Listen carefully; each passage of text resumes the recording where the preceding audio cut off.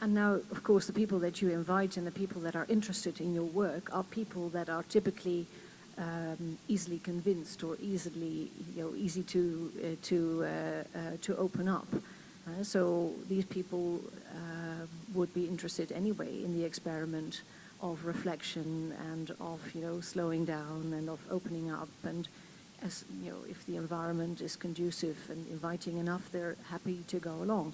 In your book, you're making the point that basically all leaders should think about how they change their behavior and how they open up and find that inner journey and basically do what we all do in your round tables. Now, how would you suggest that, let's say, people who are not naturally attracted to this kind of being would be invited into this world and would be challenged or invited, or whatever the right verb is, to pursue this path? Yeah. That's not easy. You have to feel a certain attraction to it, otherwise you won't start the process. And that attraction can either come from a desire that there is something there for you and that it would be helpful to go that way.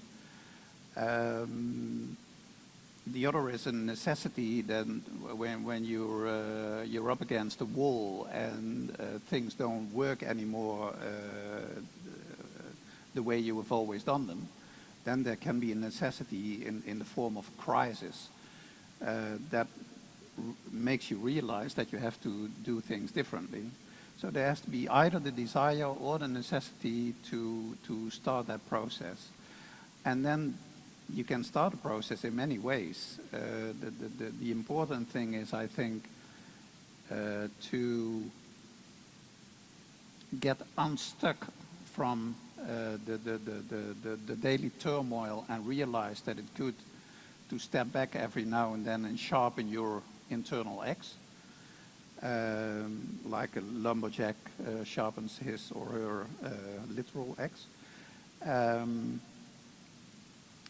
And then you can either come to an ELP roundtable, or you can start running and switching off your mind, or you can go to the Concertgebouw and be in silence there. And there are many ways to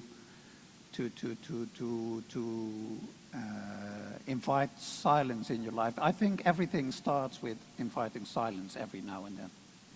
Is that where it started for you, inviting silence?